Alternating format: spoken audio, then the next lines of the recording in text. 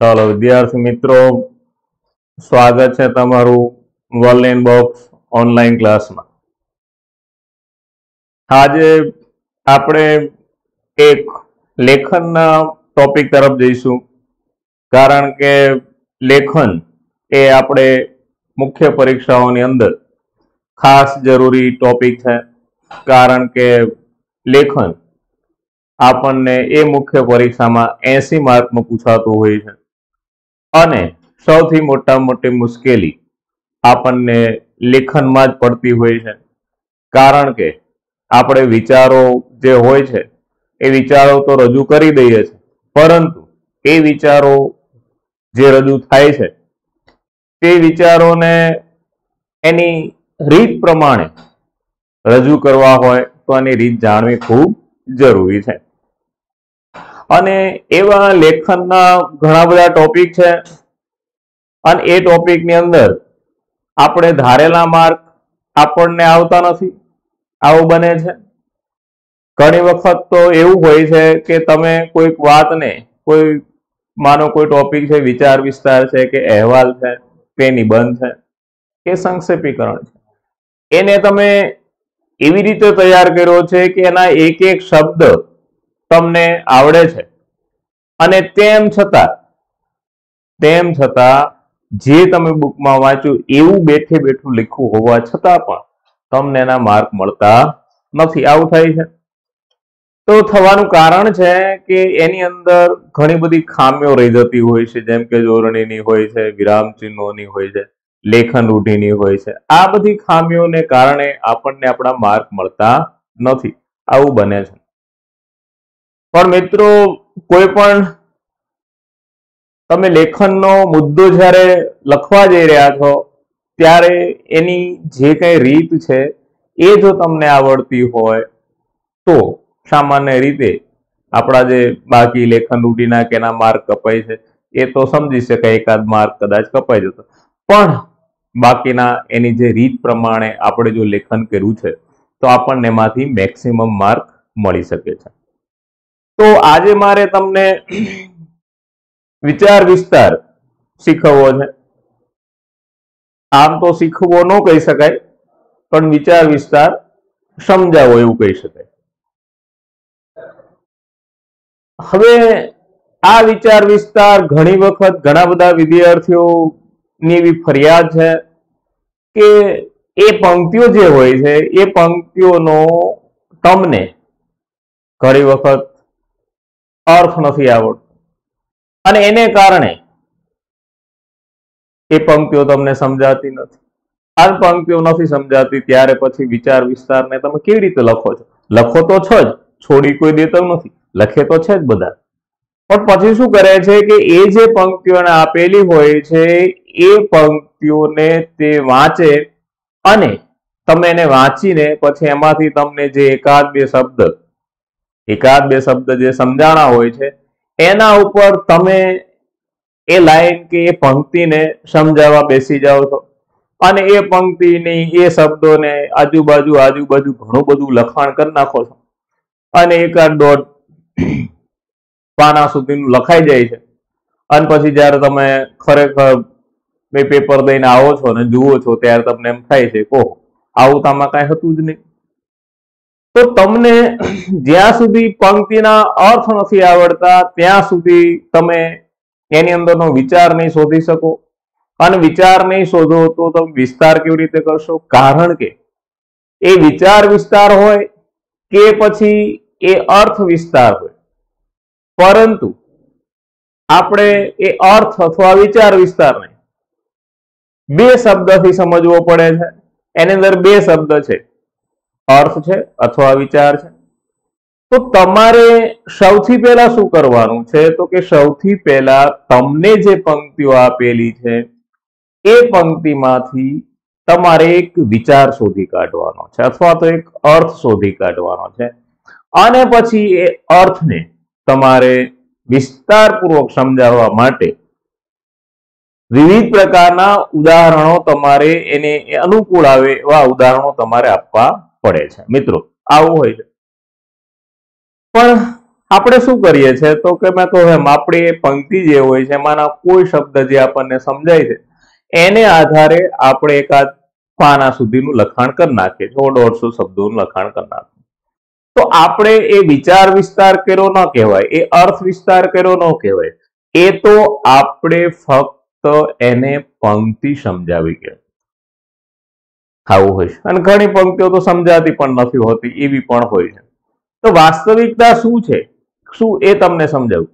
તો કે તમને જે પંક્તિ અર્થ વિસ્તારમાં અથવા વિચાર વિસ્તારમાં આપવામાં આવે છે, વાસ્તવમાં એ પંક્તિ એ કોઈ અર્થ વિસ્તાર અથવા વિચાર વિસ્તાર નથી.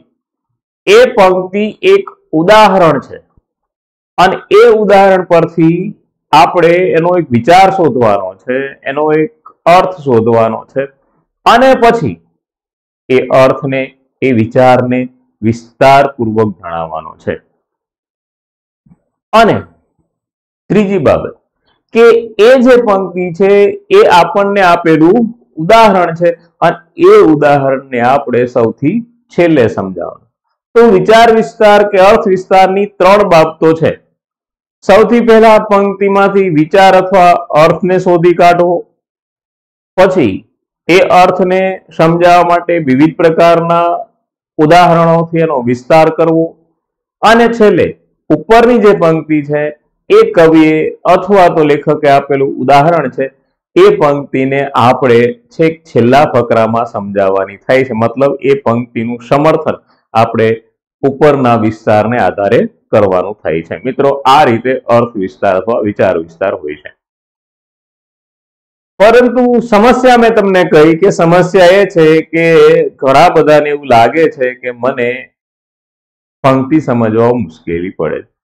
સ્વાભાવિક છે કે ઘણી બધી પંક્તિઓની અંદરના શબ્દો એટલા બધા અઘરા હોય છે કે એ સમજવા ઘણા આપણને મુશ્કેલ પડે છે. તો એ વખતે આપણે આખી આખી પંક્તિ નથી કરવાની. એના માટેનો પણ એક ઉપાય છે કે તમારે એ જે પંક્તિ આપેલી છે એને આખોનો અર્થ નથી આવડતો, આપણને આખો વાક્ય નથી સમજાતું, તો એક એક શબ્દનો તમારે અર્થ કરવાનો.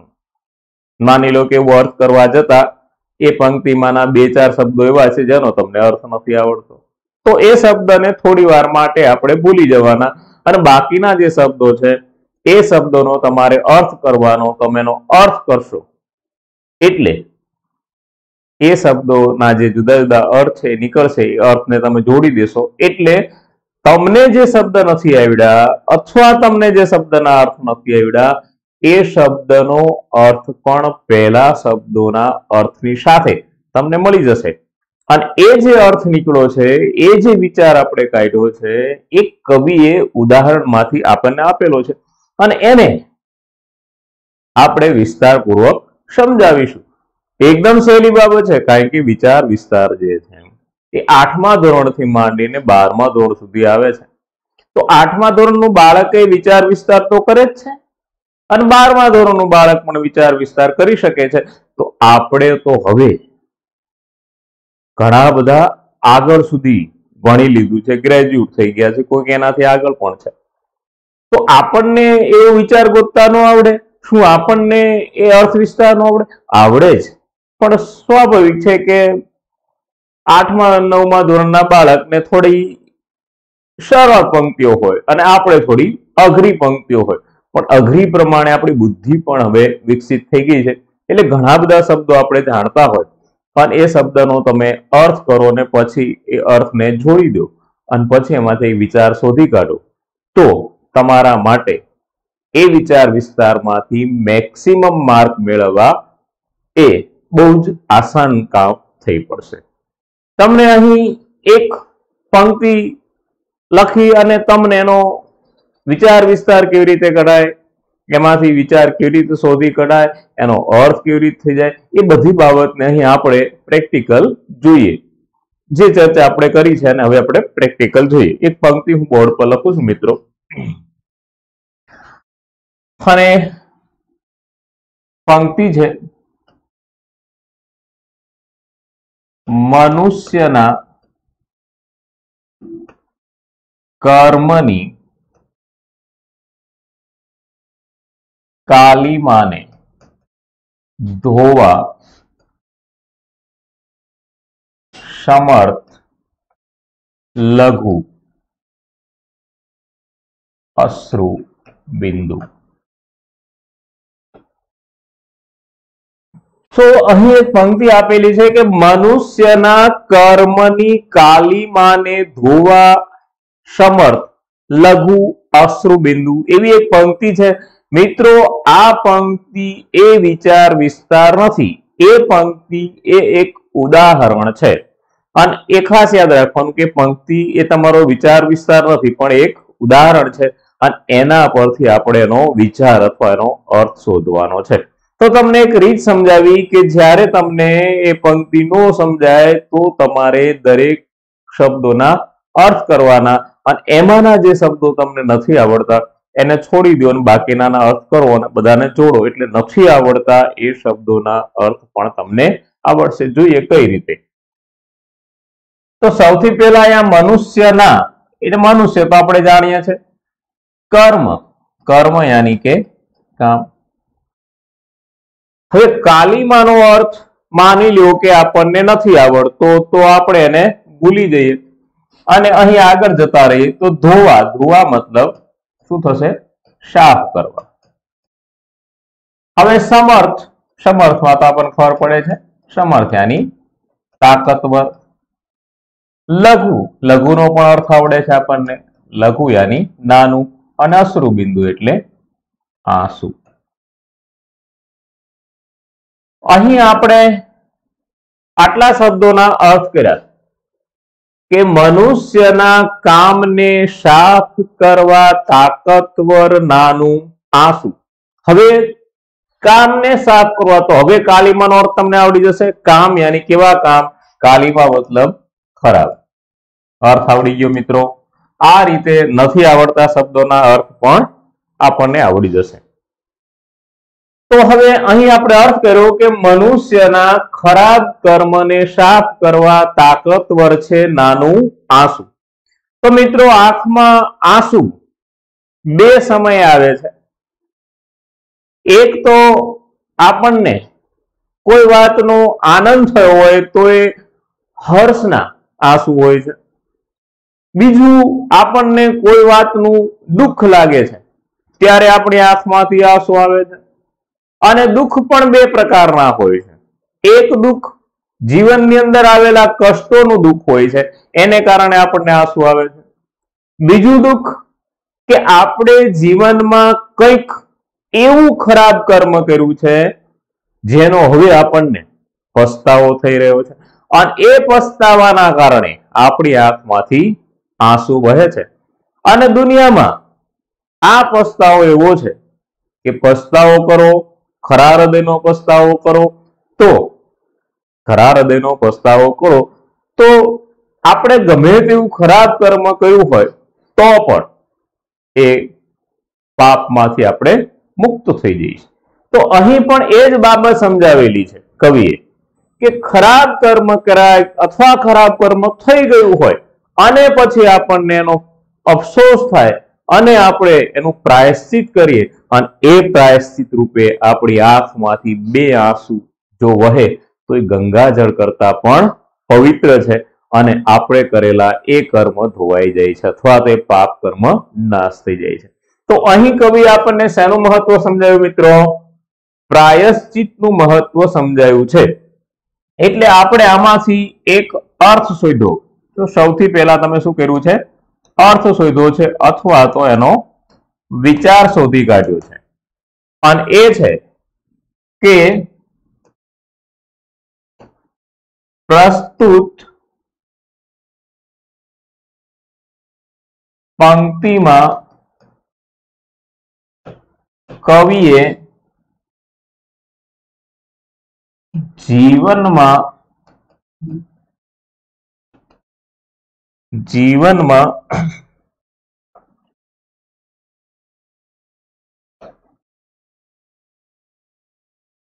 પ્રાયશ્ચિતનું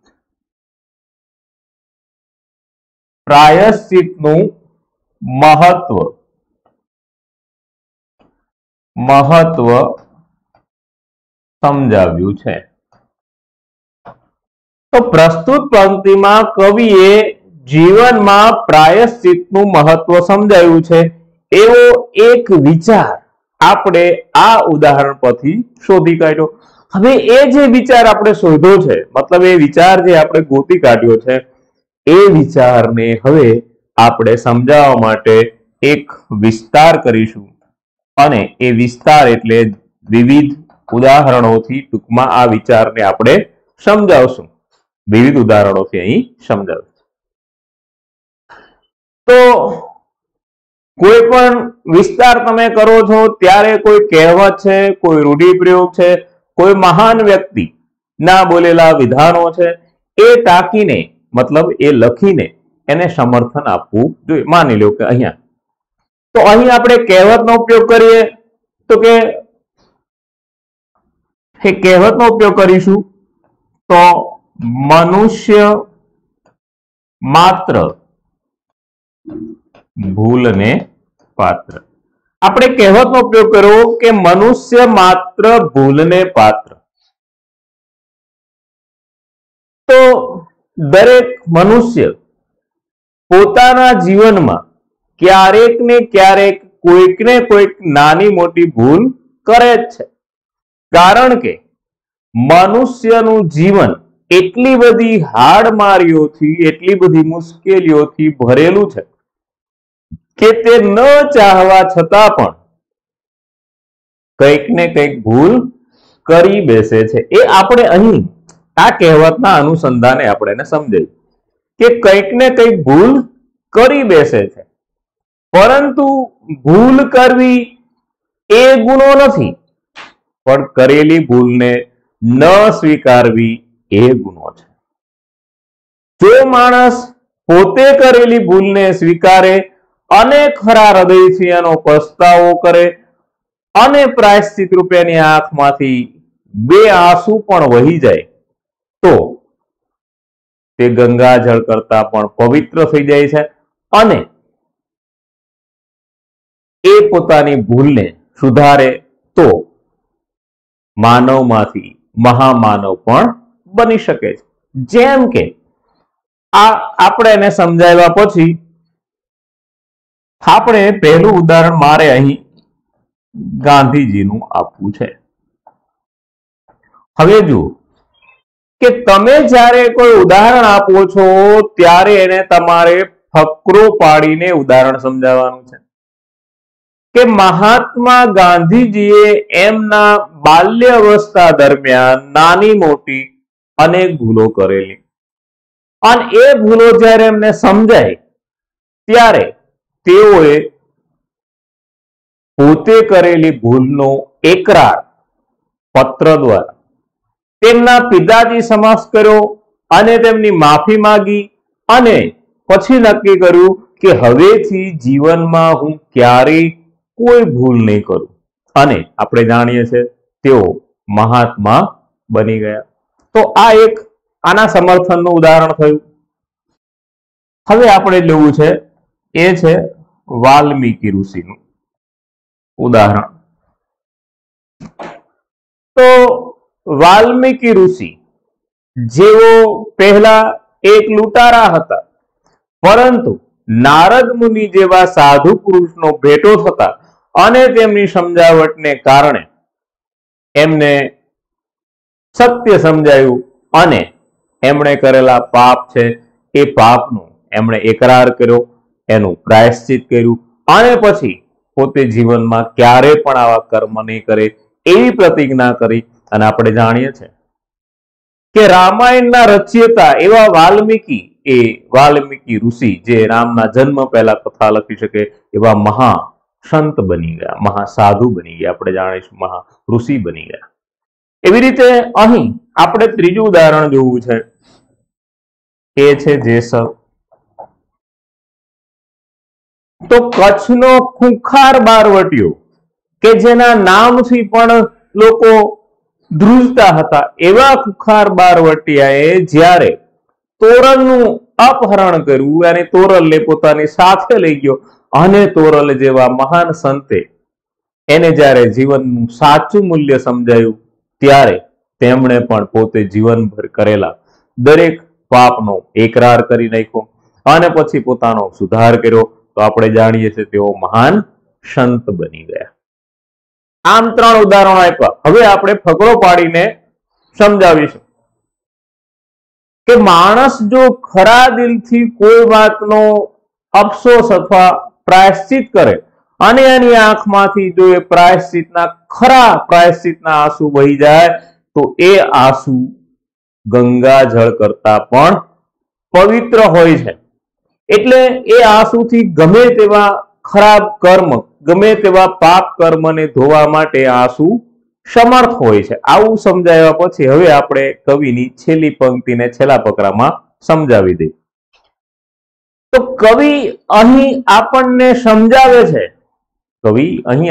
સમજાવે છે કે મનુષ્ય એના જીવન દરમિયાન કોઈ પણ ખરાબ કર્મ કરે, ગમે તેટલા ખરાબ કર્મ કરે, પરંતુ એ જો એની આંખમાંથી 2 ખરાબ પ્રાયશ્ચિત થઈ ખરાબ એ પસ્તાવાના 2 આંસુ જો આંખમાંથી વહાવે અને પછી જીવનમાં તે ક્યારે પણ એવી ભૂલ નહીં કરે, એવી જો એ પ્રતિજ્ઞા કરે અને જો એ સુધરવાનો પ્રયાસ કરે, તો કવિ કહે છે કે એ નાની આંખમાંથી વહેલા એ 2 નાના આંસુ ગંગાજળ કરતા પણ પવિત્ર હોય છે. મિત્રો, આ હતો વિચાર વિસ્તાર. સમજાય છે? હું તમને શું કહેવા માંગુ છું કે કોઈ પણ વિચાર વિસ્તાર છે એ ક્યારેય અઘરો નથી હોતો. ફક્ત અઘરી શું હોય છે? એને આપેલી પંક્તિઓ, અને એ પંક્તિઓ એ કોઈ વિચાર વિસ્તાર નથી. એ પંક્તિ એ તો ફક્ત એક ઉદાહરણ છે, અને એ ઉદાહરણ પરથી આપણે એક અર્થ શોધી કાઢવાનો છે, આપણે એક વિચાર શોધી કાઢવાનો છે, અને એ વિચારને આપણે વિસ્તારપૂર્વક સમજાવવાનો છે.